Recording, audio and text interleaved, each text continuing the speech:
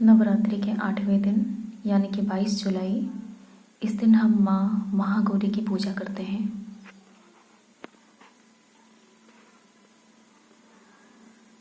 माँ महागौरी की पूजा इसलिए की जाती है क्योंकि वह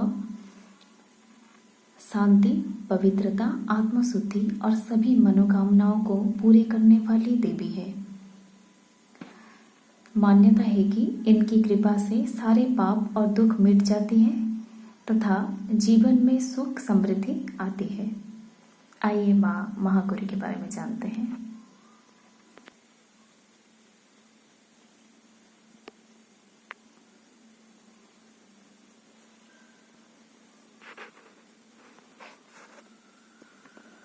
माँ दुर्गा जी के 8वें शक्ति का नाम महागौरी है।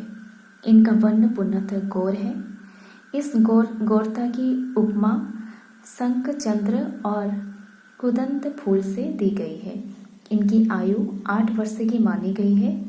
8 वर्षात भवेत गौरी। इनके समस्त वस्त्र एवं आभूषण आदि भी श्वेत है। इनकी 4 भुजाएं हैं। इनका वाहन वृषभ है। इनके ऊपर के दाहिने हाथ में अभय मुद्रा और नीचे वाले हाथ में त्रिशूल है। ऊपर वाले बाएं हाथ में डमरू और नीचे के बाएं हाथ में वर मुद्रा है। इनकी मुद्रा अत्यंत शांत है। अपने पार्वती रूप में इन्होंने भगवान शिव को पति रूप में प्राप्त करने के लिए बड़ी कठोर तपस्या की थी। इनकी प्रतिज्ञा थी कि विघ्नेह वरदम शुभम नाट्यम देवी महेश्वरात्। गोस्वामी तुलसीदास जी के अनुसार भी इन्होंने भगवान शिव के वरण के लिए कठोर संकल्प लिया था। जन्म कोटि लगी रगर हमारी, बरहु शंभु नात रहूं कुंवारी। इस कठोर तपस्या के कारण इनका शरीर एकदम काला पड़ गया।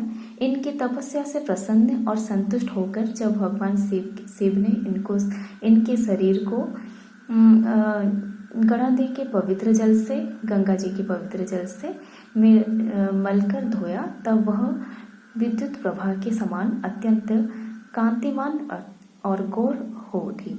तभी से इनका नाम महागौरी पड़ा। दुर्गा जी के 8वें दिन महागौरी की उपासना का विधान है। इनकी शक्ति अमोघ और सभ्य फलदायिनी है।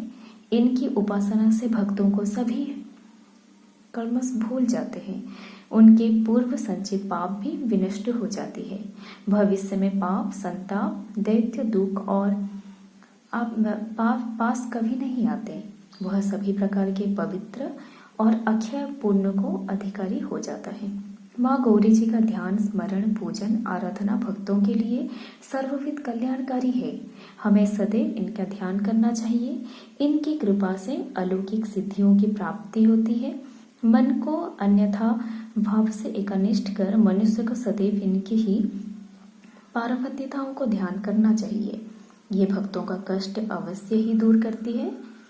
इनकी उपासना से आर्तजनों को असंभव कार्य भी संभव हो जाता है। अतः इनके चरणों की शरण पाने के लिए हमें सर्वविघ्न प्रयत्न करना चाहिए। पुराणों में इनकी महिमा का प्रचुर व्याख्यान किया गया है।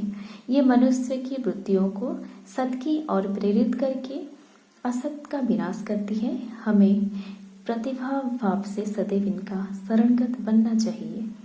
हे माँ महागौरी।